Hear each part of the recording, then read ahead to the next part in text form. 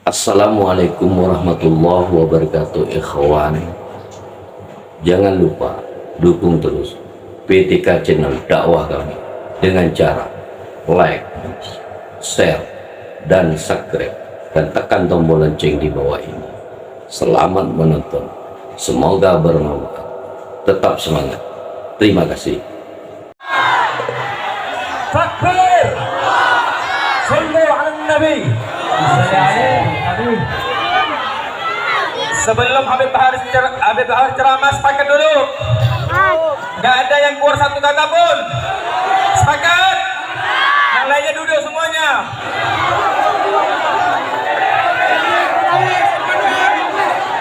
Oke, yang di belakang duduk semua. Habib Zain bin Smith, Habib Ali bin Smith, Masya Allah. Oke, udah diam. Satu. Sepakat ya? Habib Bahar kita dengarkan siap ceramahnya. Beliau luangkan waktunya, beliau anukan kesehatannya, maka siap dengarkan. Allahu Akbar, Allahu Akbar. Pada Habib Bahar, sama-sama semuanya. I love you, I love you.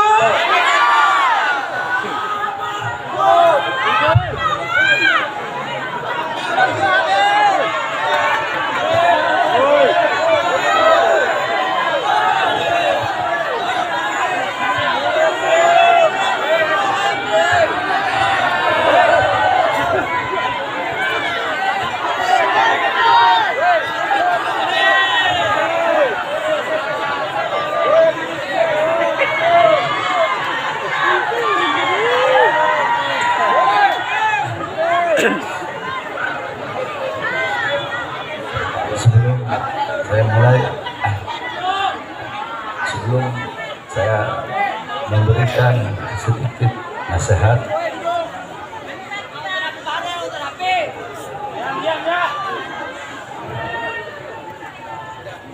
sama-sama kita mendengar sedikit nasihat dari saya punya adik, Habib Zain bin Ali bin Smith. فعليه ولتفضل مشكورا.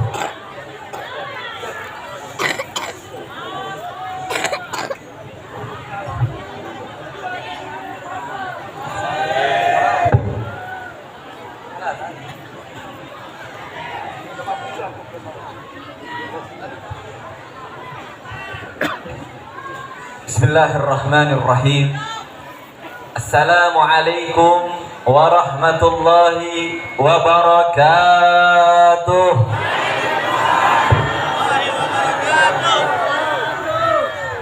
Alhamdulillah, alhamdulillahil wahidil qahharil jabbar, wassalatu wassalamu ala sayyidina Muhammadinil mukhtar wa alihil adhar wa ashabihil akhyar.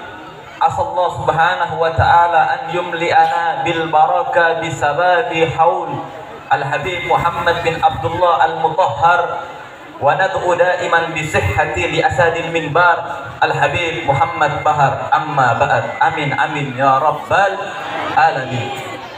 Al-mukarram wal mukhtaram, yang sama-sama kita cintai dan yang kita muliakan, wabil khusus guru kita tercinta yaitu Al-Habib Muhammad Bahar bin Ali bin Sumaid. Kita doakan beliau agar senantiasa Allah berikan kesehatan rohani dan jasmani, dan Allah subhanahu wa ta'ala kokohkan di dalam perjuangannya, dan Allah subhanahu wa ta'ala hancurkan musuh-musuhnya. Amin ya rabbal alamin. Tidak lupa pula kepada sahibul bait Al-Habib Ais Al-Mutahhar, dan juga kepada ketua panitia Al-Habib Iqbal Al-Mutahhar, Al-Habib Umar Al-Hamid, dan juga Al-Habib Umar Al-Mutahhar. Kita doakan kepada seluruh ulama-ulama kita, para habaib kita, senantiasa diberikan kesehatan oleh Allah subhanahu wa ta'ala, dikokohkan jalan juang dakwahnya. Amin amin ya rabbal alamin. Dan tidak lupa pula kepada seluruh hadirin hadirat, semoga tidaklah kita keluar dari tempat yang mulia ini kecuali Allah subhanahu wa ta'ala ampuni segala macam dosa-dosa kita, baik dosa-dosa yang telah berlalu dan dosa-dosa yang akan datang. Amin amin ya rabbal alamin. Duduknya kita saudara-saudara yang dirahmati oleh Allah subhanahu wa ta'ala, pada malam yang mulia ini adalah semata-mata untuk memperingati daripada Maulid Agung baginda Nabi besar Sayyiduna Muhammad sallallahu alaihi wasallam. Nabi Muhammad, beliau adalah ahsanun nas khalqan wa khuluqan. Beliau adalah manusia yang paling indah. Beliau adalah manusia yang paling istimewa, baik secara fisik ataupun secara akhlak, saudara-saudara. Untuk menggambarkan keindahan Nabi Muhammad, walaupun pepohonan menjadi pena, lautan menjadi tinta, itu tidak akan pernah cukup untuk menggambarkan kemuliaan daripada akhlak baginda Nabi kita Sayyiduna Muhammad sallallahu alaihi wasallam. Akan tetapi ada suatu kisah yang menarik, yang dimana kisah ini adalah mencerminkan tentang bagaimana keindahan fisik rupa daripada Nabi kita Sayyiduna Muhammad sallallahu alaihi wasallam, yaitu kisah daripada Islamnya seorang sahabat yang bernama Hassan ibn Sabit. Hassan ibn Sabit, dahulunya beliau itu adalah seorang syu'ara. Beliau adalah seorang penyair yang sangat-sangat terkenal.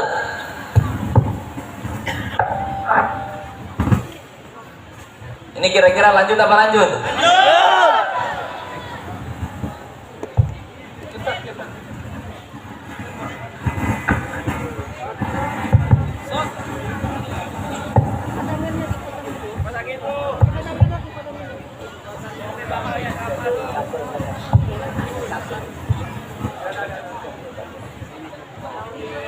Kira-kira hadirin masih pada semangat di sini? Lanjut lagi. Kita lanjutkan tentang bagaimana keindahan daripada fisik Nabi kita Sayyiduna Muhammad sallallahu alaihi wasallam, yaitu kisah daripada seorang sahabat yang bernama Hassan ibn Sabit. Hassan ibn Sabit, beliau adalah seorang penyair yang sangat-sangat terkenal. Beliau adalah seorang penyair yang dimana ketika beliau melontarkan suatu syair langsung terkenal di seluruh penjuru Arab, saudara-saudara. Dahulu kala ketika orang kafir Quraisy mereka ingin mencoba daripada membungkam dakwah Nabi, mereka ingin mencoba daripada menghancurkan mentalnya Nabi. Akhirnya mereka pun menyewa Hassan ibn Sabit untuk melontarkan syair-syair menghina daripada fisik Nabi kita Sayyiduna Muhammad sallallahu alaihi wasallam. Dipanggillah Hassan ibn Sabit. Ketika Hassan ibn Sabit dipanggil, mereka berikan dinar, mereka berikan dirham yang sangat banyak. Dengan tujuan apa? Agar supaya Hassan ibn Sabit melontarkan syair untuk menghina fisiknya Nabi, menghina Nabi, mencaci maki Nabi, agar supaya Nabi terbungkam di dalam dakwah, agar supaya mental Nabi hancur. Akhirnya Hassan ibn Sabit pun menerima tawaran tersebut, saudara-saudara. Hassan ibn Sabit pun berkata kepada orang kafir Quraisy, di mana tempat yang biasanya Muhammad lewat? Nanti ketika dia lewat, aku cari kecacatan di dalam jasadnya, kemudian aku lontarkan syair untuk menghinanya.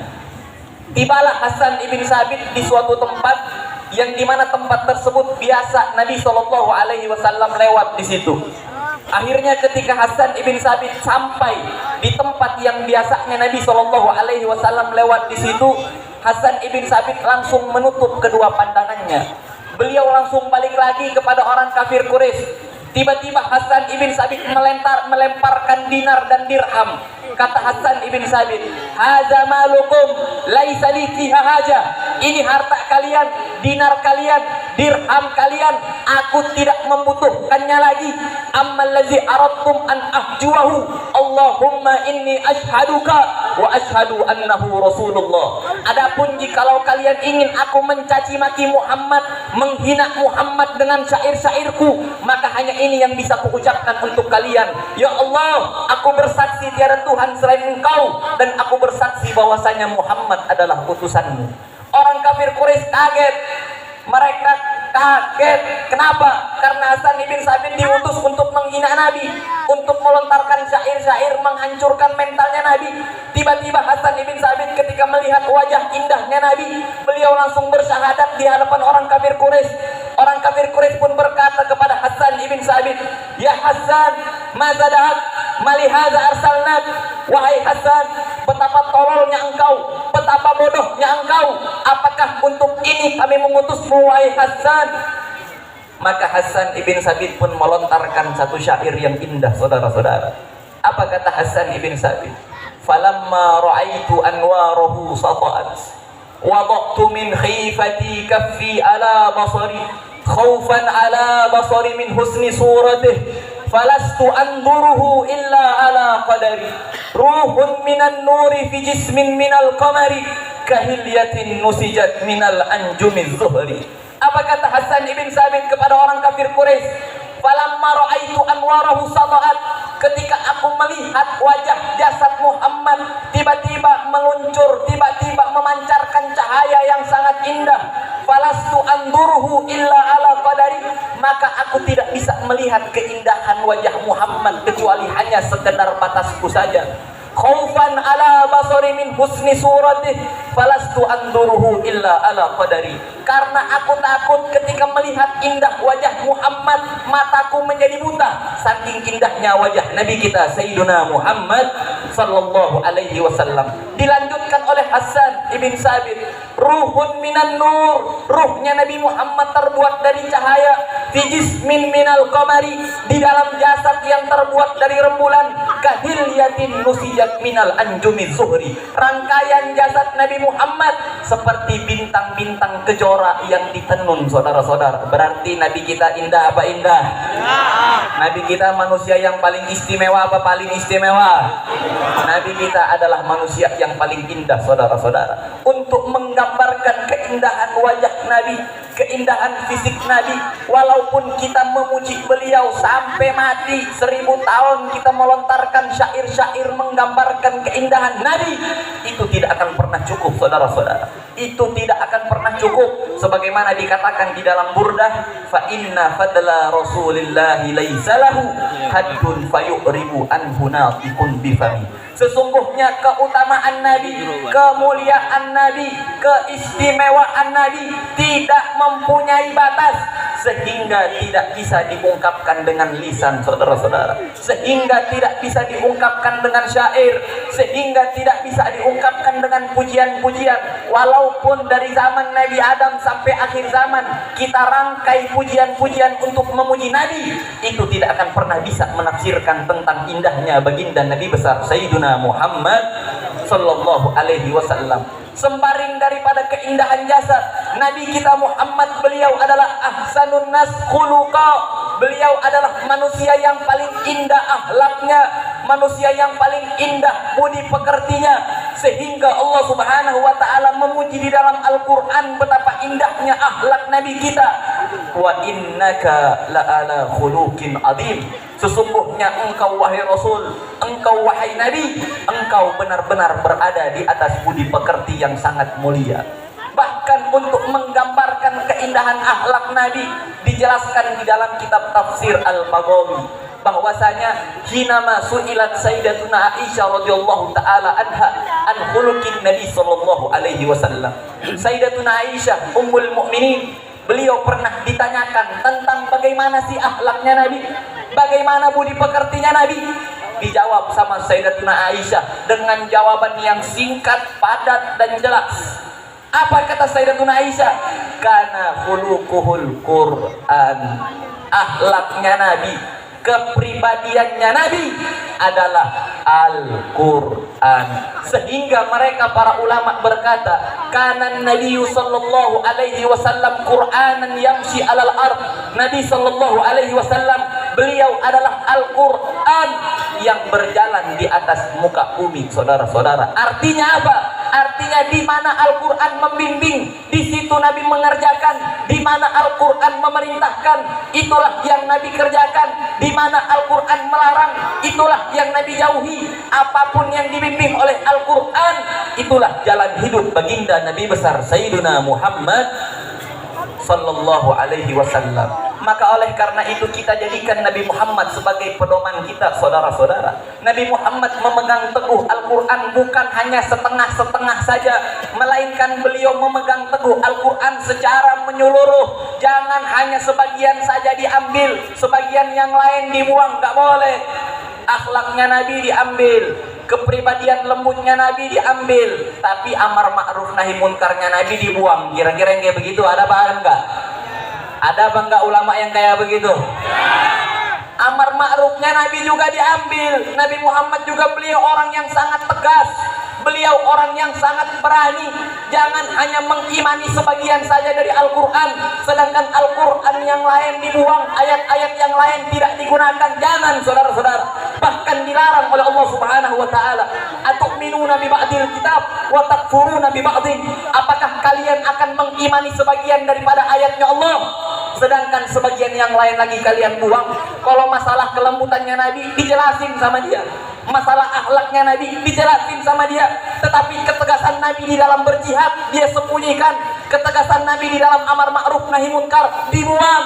Haram hukumnya mengimani sebagian daripada Al-Quran dan kita membuang daripada ayat yang lain, saudara-saudara. Bukankah di dalam Al-Quran Allah Subhanahu wa ta'ala mengajarkan kita untuk amar ma'ruf nahi munkar? Bukankah di dalam Al-Quran Allah Subhanahu wa ta'ala mengajarkan kita untuk bersifat lemah lembut? Bukankah di dalam Al-Quran Allah Subhanahu wa ta'ala memerintahkan kita untuk menjauhi kemunkaran, sayyi'at, dhalalat?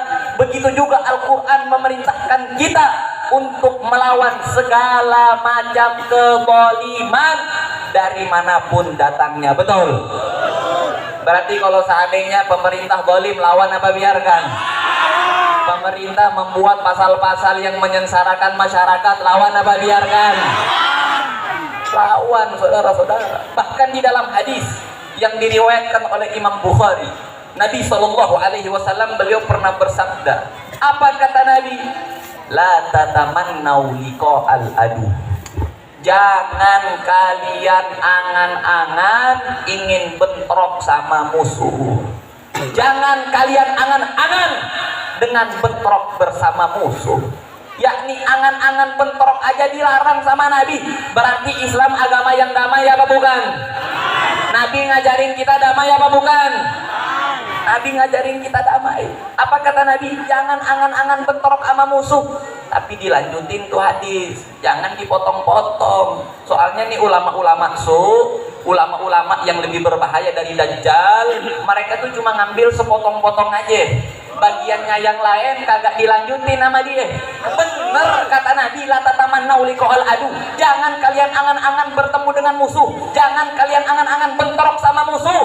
Akan tetapi lanjutan hadisnya, fa idza laqaitumuhum fa'lamu fasbiru fa'lamu annal jannata tahta dilali suyuf, kata Nabi sallallahu alaihi wasallam. Akan tetapi ketika musuh telah melawan, ketika musuh telah melakukan kebijakan yang zalim, sayyi'at, dhalalat, mereka telah bertemu bentrok dengan kita karena mereka menegakkan kemungkaran, maka lawan, kata Nabi. Ketahuilah sesungguhnya surga berada di kilatan pedang, kata Nabi sallallahu alaihi wasallam. Apa kata Nabi? Ketahuilah sesungguhnya surga berada di bawah kilatan pedang. Berarti surga taruhannya adalah nyawa. Sebagaimana Allah Subhanahu wa taala berfirman dalam Al-Qur'an, "Innallaha ishtara minal mu'minina anfusahum wa amwalahum bi anna lahumul jannah." Sesungguhnya Allah Subhanahu wa taala membeli jiwa-jiwa orang yang beriman. Allah Subhanahu wa taala membeli harta-harta orang yang beriman. Allah beli dengan apa? Allah beli dengan surga. Berarti kira-kira pemuda Pontianak ada kemungkaran siap ngelawan apa kagak? Ada kezaliman siap dilawan apa kagak? Maka katakan kepada mereka para pengkhianat bangsa, kami pemuda-pemudi Pontianak tidak akan pernah berhenti walaupun mati. Kami tidak akan pernah mundur walaupun hancur. Kami akan lawan kalian sampai titik darah perhabisan, saudara-saudara. Kemudian setelah ini mari kita dengarkan tausiah agama yang akan disampaikan oleh guru kita yang mulia, yaitu Al-Habib Bahar bin Ali bin Sumaid. Karena cintanya beliau kepada antum-antum orang, beliau dalam keadaan sakit, beliau dalam keadaan diinfus, beliau tetap hadir itu karena cinta yang sangat besar dari dirinya beliau kepada masyarakat pemuda-pemudi Pontianak. Alhamdulillah. Satu, saudara-saudara, hadis yang akan saya tutup yaitu hadis yang saya baca di dalam kitab Ihya Ulumuddin, di mana Nabi Shallallahu Alaihi Wasallam ketika sedang berkhutbah, tiba-tiba orang Arab Badui memotong khutbahnya Nabi, memotong ceramahnya Nabi. Kemudian nih Arab Badui berkata kepada Nabi, apa katanya Arab Badui? Ya Rasulullah, mata sa'ah. Ya Rasulullah, kapan sih hari kiamat? Ini Arab Badui nanya, ya Rasulullah kiamat kapan? Nabi kita cerdas, dijawab sama Nabi, ma'adattalaha, apa yang telah kamu persiapkan untuk hari kiamat?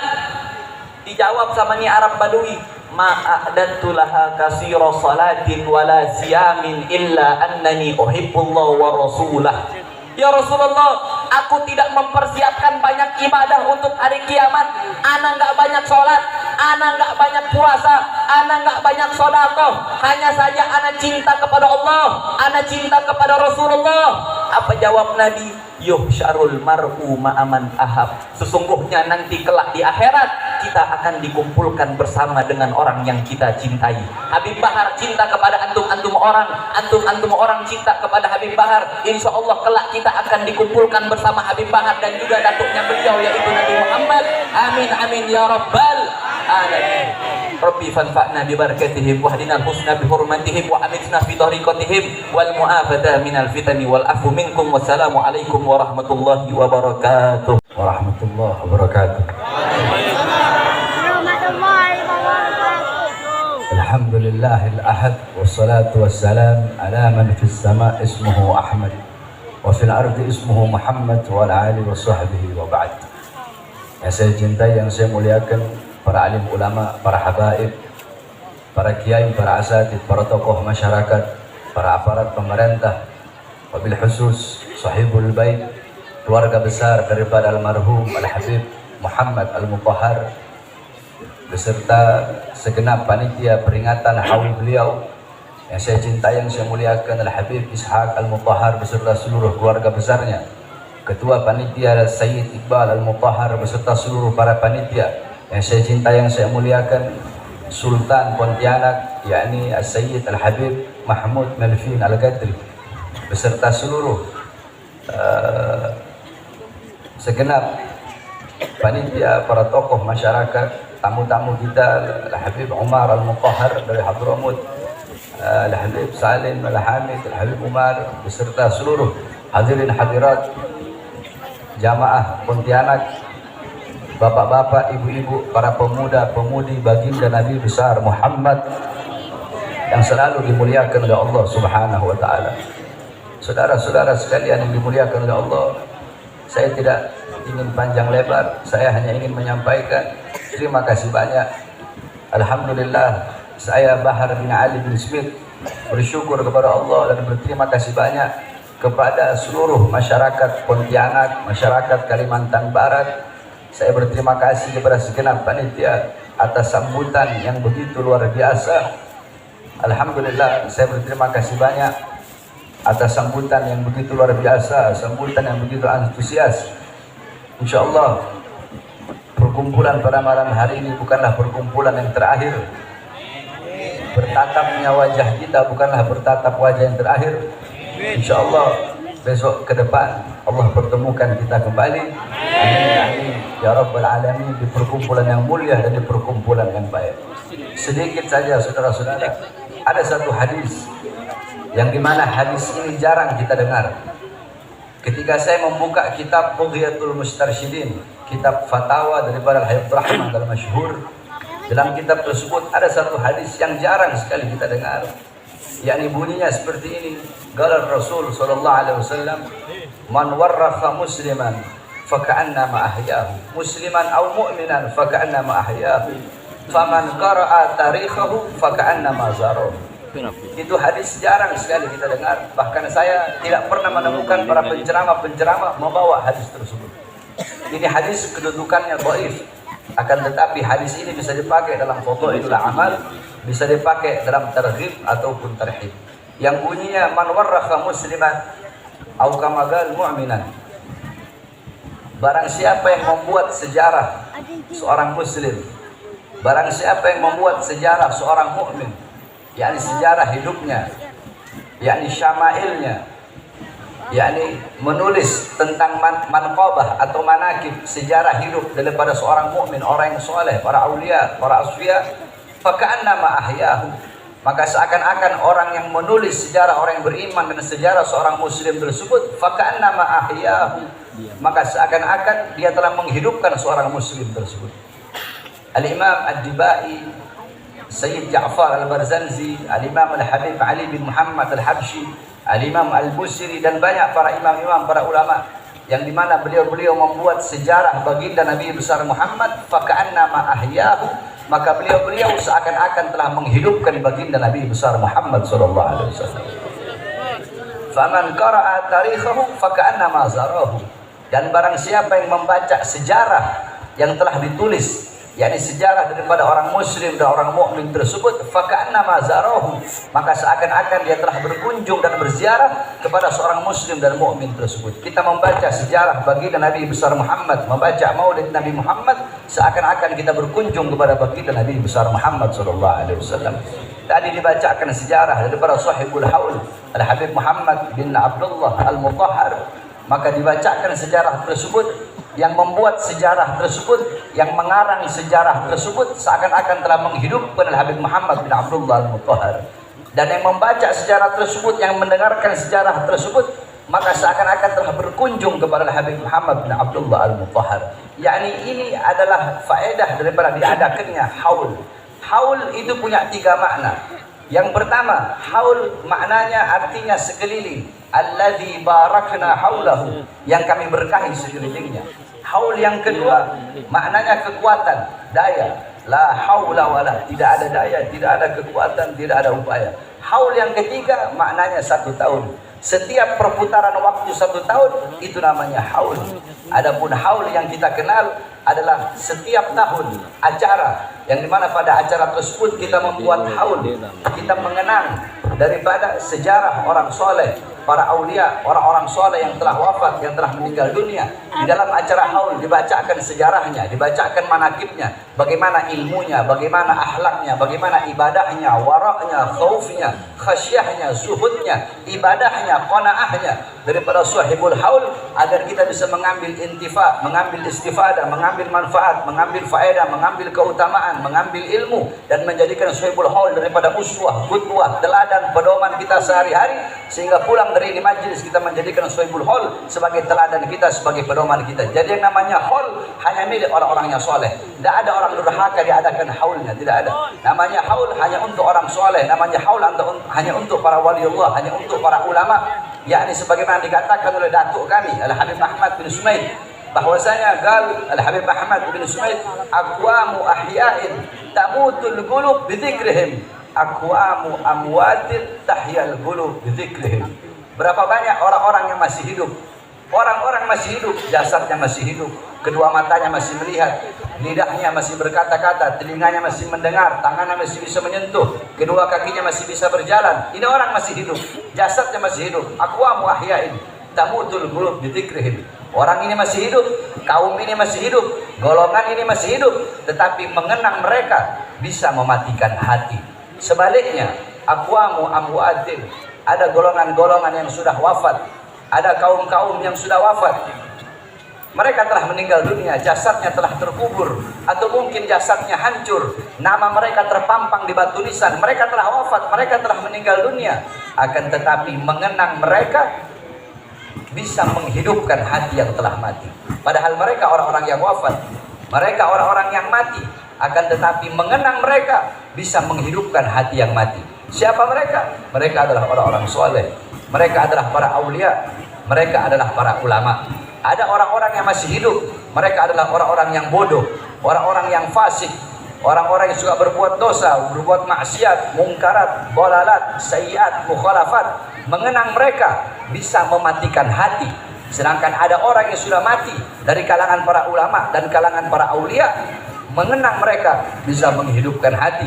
Oleh karenanya, saudara-saudara sekalian yang dimuliakan oleh Allah Subhanahu wa taala, dikatakan famal hayat illa li ahli ilm wa mal maut illa li ahli jahl.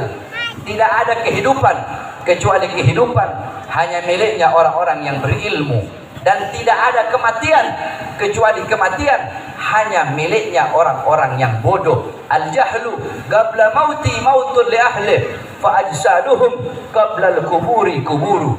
orang-orang yang bodoh, orang-orang yang tidak mengenal Allah, yang tidak mengenal Rasulullah, orang-orang yang tidak mengikuti Al-Quran, yang tidak mengikuti sunnah-sunnah Nabi Muhammad, orang-orang yang buta daripada agama, orang-orang yang buta daripada Al-Quran, orang-orang yang buta daripada hadis, orang-orang yang buta daripada sejarah baginda Nabi besar Muhammad, orang-orang yang hatinya dipenuhi dengan kesenangan dunia, kecintaan dunia, kemakmuran dunia, angan-angan yang tinggi akan dunia, harta, pangkat, jabatan, tahta dan kekuasaan, orang-orang yang hatinya tidak ada rasa takut kepada Allah, tidak ada rasa takut kepada Allah, tidak pernah merasa aman dari azab dan siksa Allah Subhanahu wa taala. Orang-orang yang seperti ini, qabla mauti mautun li ahli, sebelum dia mati sesungguhnya dia telah mati. Fa ajsaduhum qabla al-quburi kuburu, jasad-jasad orang yang bodoh, jasad-jasad orang-orang yang tidak mengenal Allah, sebelum jasadnya terkubur sesungguhnya jasadnya telah terkubur. Mereka bagaikan mayat walaupun mereka berjalan di siang hari. Sebaliknya, orang-orang yang berilmu, mereka adalah orang-orang yang memiliki kehidupan selama-lamanya, yang memiliki kehidupan yang abadi. Walaupun jasad mereka hancur, walaupun jasad mereka telah mati, akan tetapi mereka hidup abadi selama-lamanya. Apa maksudnya? Yakni a'yanuhum mafkudah wa amthaluhum fil qulubi mawjudah. Mereka adalah orang-orang yang jasadnya telah hancur, jasadnya telah tiada, akan tetapi mengenang mereka akan ada dalam hati setiap manusia. Sebagaimana ibunda baginda Nabi besar Muhammad, Sayyidatuna Aminah, ibunda Rasulullah, sebelum wafat beliau bersyair. Apa syair beliau? Kullu hayyin mayyit wa kullu jadidin bal wa kullu kibarin yafna, ana mayyitatun fadhikri bak. Ibunda Rasulullah Sayyidatuna Aminah, beliau bersyair sebelum wafat. Beliau berkata, kullu hayyin mayyit, segala yang hidup pasti akan mati. Sebagaimana firman Allah dalam Al-Quran, kullu man 'alaiha fan, kullu syai'in khaliqun illa wajha, kullu nafsin dha'iqatul maut. Segala yang berjiwa, yang bernyawa pasti akan mati. Segala sesuatu yang berada di atas bumi pasti hancur, pasti binasa. Segala sesuatu zat, wujud, bentuk apapun pasti akan hancur kecuali Allah Subhanahu wa taala. Ibunda Nabi mengatakan, kullu hayyin mayyit, segala yang hidup pasti akan mati. Kullu jadidin bal, semua yang baru pasti akan usang. Pakaian barumu tidak akan baru selama-lamanya. Baju barumu tidak akan baru selama-lamanya. Mobil, rumah barumu, mereka tidak akan baru selama-lamanya. Daun-daun yang hijau akan ada masanya, waktunya dia menguning. Ketika dia menguning, dia gugur jatuh dari tangkainya. Segala sesuatu yang baru pasti akan usang. Tidak akan mereka baru selama-lamanya. Kullu hayyin mayyit wa kullu jadidin wal wa kullu kibarin yafna. Semua orang tua pasti hancur. Semua orang tua pasti binasa. Semua orang tua pasti mati. Ana mayyitatun, kata ibu Rasulullah Sayyidatuna Aminah, aku sebagai orang tua, aku nanti bakal jadi mayat. Aku sebagai ibu, aku nanti bakal mati. Ana mayyitatun fadzikri bak, aku nanti mati, aku nanti jadi mayat. Fadzikri bak, tetapi mengenang aku akan abadi selama-lamanya. Kenapa? Faqad taraktu khaira wa waladtu tuhra, karena aku telah meninggalkan kebaikan, aku telah meninggalkan anak yang suci. Siapa kebaikan yang ditinggalkan oleh beliau? Baginda Nabi besar Muhammad. Siapa anak suci yang dilahirkan oleh beliau? Baginda Nabi besar Muhammad. Sehingga setiap orang yang mengenang Nabi Muhammad, maka tidak bisa dilepaskan daripada mengenang ibunda beliau, yaitu Sayyidatuna Aminah. Setiap orang yang mengingat Nabi Muhammad tidak bisa dilepaskan daripada mengingat ibunda beliau, yaitu Sayyidatuna Aminah. Karena beliau adalah anak suci, kebaikan-kebaikan yang ditinggalkan oleh ibunda beliau. Maka seperti itu pula para ulama, para asrafun as-salih. Mereka telah wafat, telah meninggal dunia, tetapi mereka hidup selama-lamanya. Karena mereka meninggalkan kebaikan, meninggalkan ilmu yang bermanfaat, dan meninggalkan kenangan-kenangan yang baik. Ilmu mereka, amal ibadah mereka akan selalu dikenang. Al-Imam Al-Habib Abdullah bin Alwi Al-Haddad Sahibul Ratib, beliau wafat, beliau meninggal ratusan tahun yang lalu, ribuan tahun yang lalu, tetapi beliau sampai detik ini dan sampai akhir zaman beliau hidup dalam nasihat diniyahnya, beliau hidup dalam hikam haddatnya, beliau hidup di dalam adab sulukul muridnya, beliau hidup dalam ratibul haddatnya, beliau hidup dalam wirdul latifnya. Al-Imam Al-Ghazali radhiyallahu anhu wafat ribuan tahun yang lalu, sampai detik ini, sampai hari kiamat beliau hidup dalam Ihya Ulumuddinnya, hidup dalam Mukasyafatul Qulubnya, beliau hidup dalam Miyarul Ilmnya, beliau hidup dalam Al-Wajiz Al-Wasidnya, beliau hidup dalam kitab-kitab karangan beliau. Al-Imam Asy-Syabil Hasan Asy-Syadili wafat ribuan tahun yang lalu, sampai detik ini, sampai hari kiamat beliau hidup dalam Hizb Bahar Hizb Nasornya, beliau hidup dalam Sirrul Jalil fi Khawasi Hasbunallah wa ni'mal wakilnya. Al-Imam Al-Habib Ali bin Muhammad Al-Habsyi wafat ratusan tahun yang lalu, sampai detik ini, sampai hari kiamat beliau hidup dalam Simtud Durarnya, beliau hidup dalam Mafatimus Sa'adahnya. Begitulah para ulama dan para aulia serta orang-orang soleh, walaupun mereka telah wafat, akan tetapi mengenang beliau-beliau kekal abadi selama-lamanya, karena beliau-beliau meninggalkan kebaikan-kebaikan dan kenangan-kenangan untuk kita semua. Di Pontianak, siapa yang tidak mengenang, siapa yang tidak mengingat Sultan Abdurrahman Al-Ghadri? Beliau telah wafat ratusan tahun yang lalu, akan tetapi mengenang beliau akan abadi selama-lamanya, karena beliau meninggalkan kebaikan-kebaikan untuk kita semua. Oleh karenanya, saudara-saudara sekalian yang dimuliakan oleh Allah Subhanahu wa taala, nasihat saya yang terakhir di majlis-majlis taklim seperti ini, jadikan Sahibul Haul sebagai uswah kita, sebagai qudwah kita. Pulang dari majlis, bawa ilmu beliau, bawa waraknya beliau, bawa adabnya beliau, bawa khasyahnya beliau, bawa zuhudnya beliau, bawa qanaahnya beliau, bawa amar ma'ruf nahi mungkar, bawa jihadnya para ulama, bawa semangat beliau-beliau dalam membela agama Allah Subhanahu wa taala. Jadikan beliau-beliau sebagai teladan pedoman kita dalam kehidupan kita sehari-hari.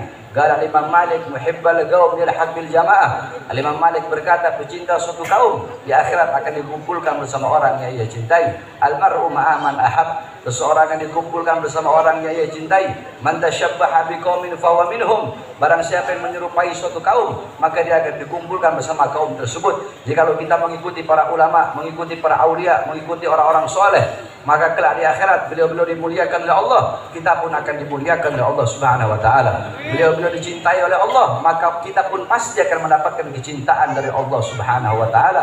Beliau-beliau selamat di dunia, selamat di akhirat, kita pun akan selamat di dunia dan selamat di akhirat. Beliau-beliau selalu dalam pandangan Allah, kita pun selalu dalam pandangan Allah. Tetapi jika di dunia yang kita ikuti adalah orang-orang yang durhaka, orang-orang yang fasik, orang-orang barat, orang-orang kafir, orang-orang yang lupa kepada Allah, yang tidak mengenal Allah, tidak mengenal Rasulullah, di akhirat mereka jauh dari Allah, jauh dari Rasulullah, kita pun jauh dari Allah, jauh dari Rasulullah. Mereka mendapatkan murka Allah, murka Rasulullah, kita pun akan mendapatkan murka Allah dan murka Rasulullah sallallahu alaihi wasallam. Oleh karena sekali lagi saya wasiatkan khususnya kepada pemuda-pemudi Islam Pontianak, jadikan para ulama, orang-orang soleh, para aulia, para wali Allah, orang-orang yang berilmu sebagai teladan, sebagai uswah, sebagai qudwah. Jangan jauh dari majlis-majlis taklim seperti ini, dari majlis-majlis ilmu, dari majlis-majlis salawat seperti ini. Sebab kelak di akhirat, perhatikan, kelak di akhirat jarak jauh atau dekatnya kalian dengan Nabi Muhammad, jarak jauh atau dekatnya kalian di akhirat dengan Nabi Muhammad, itu menurut kadar kedekatan atau jauhnya kalian di dunia dari warisan Nabi Muhammad SAW. Nabi Muhammad tidak mewariskan harta, pangkat, jabatan, tahta atau kekuasaan, tapi warisan Nabi Muhammad adalah majlis-majlis ilmu, majlis-majlis zikir. Para ulama, mereka lah pewaris Nabi Muhammad, penyambung lidah Nabi Muhammad, penerus perjuangan Nabi Muhammad, pemegang tongkat estafet perjuangan Nabi Muhammad. Maka jarak jauh dekatnya engkau di akhirat dengan Nabi Muhammad itu menurut kadar atau jarak jauh dekatnya engkau di dunia dari para pewaris Nabi Muhammad, itu para ulama, dan warisan Nabi Muhammad itu majlis-majlis ilmu dan majlis-majlis zikir. Jikalau di dunia engkau dekat dengan para ulama, dekat dengan orang-orang soleh, dekat dengan majlis ilmu, dekat dengan majlis zikir, majlis sholawat, tidak diragukan di akhirat engkau akan dekat dengan baginda Nabi besar Muhammad. Tetapi jika di dunia engkau jauh dari para ulama, jauh dari para habaib, jauh dari para orang-orang soleh, jauh dari majlis ilmu, jauh dari majlis zikir, maka dipastikan di akhirat engkau pun akan jauh daripada baginda Nabi besar Muhammad sallallahu alaihi wasallam. Maka orang-orang yang celaka di akhirat adalah orang-orang yang tidak bisa memandang wajah indah baginda Nabi besar Muhammad sallallahu alaihi wasallam. Mudah-mudahan kita supaya duduk di majlis ini di akhirat telah berkumpul bersama baginda Nabi besar Muhammad. kelak di akhirat kita bisa berada di bawah payung baginda Nabi besar Muhammad, sehingga kita masuk surga bersama baginda Nabi besar Muhammad sallallahu alaihi wasallam. Amin amin rabbal alamin. Kita doakan semua para habaib kita, para sesepuh, para habaib yang ada di Pontianak. Mudah-mudahan Allah SWT panjangkan umur beliau. Allah sehatkan jasmani dan ruhani beliau. Allah perkuat langkahan kaki beliau untuk membimbing kita semua menuju jalannya Allah Subhanahu wa taala. Wabil khusus kita doakan guru kita, imam besar kita, Al-Habib Muhammad Rizik bin Husain bin Syihab. Mudah-mudahan Allah panjangkan umur beliau. Allah sehatkan jasmani dan ruhani beliau. Allah perkuat langkahan kaki beliau untuk berjuang di jalan Allah, demi tersebarnya Islam, demi kejayaan Islam, demi kemakmuran Islam.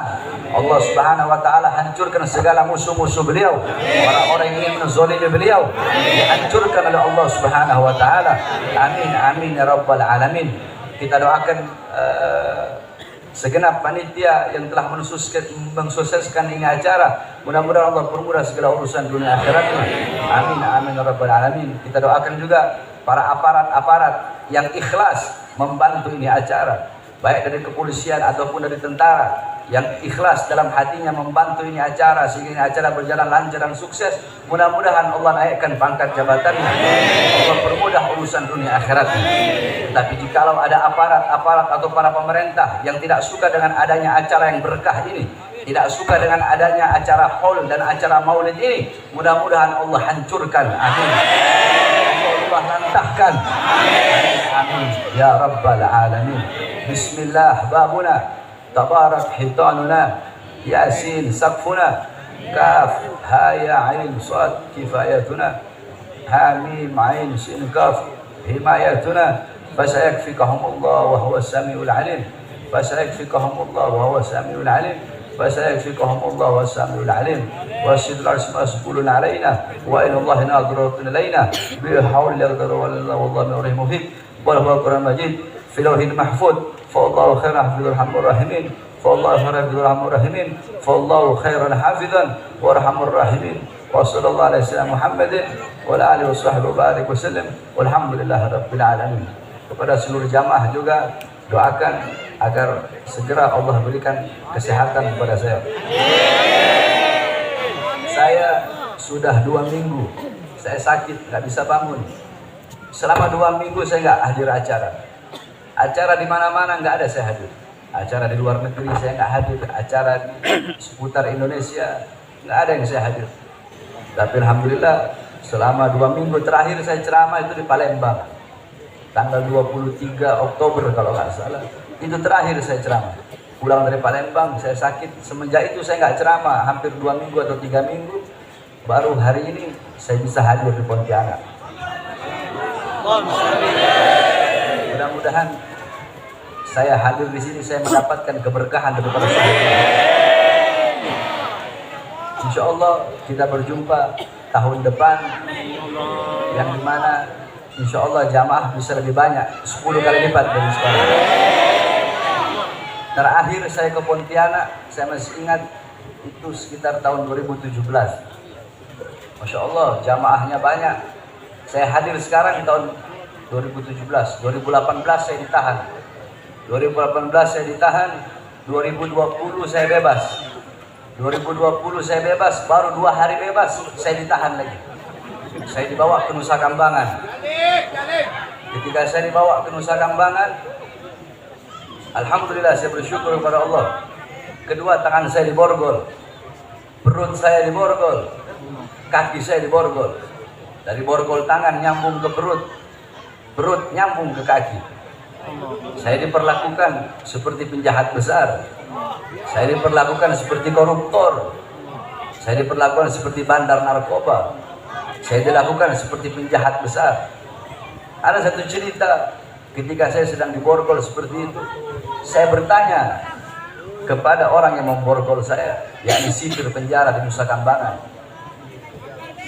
Saya berkata kepada dia, apakah engkau pernah membaca ayat dalam Al-Quran? Qul la as'alukum alaihi ajran illa mawaddata fil qurba. Apakah engkau pernah membaca ayat dalam Al-Quran?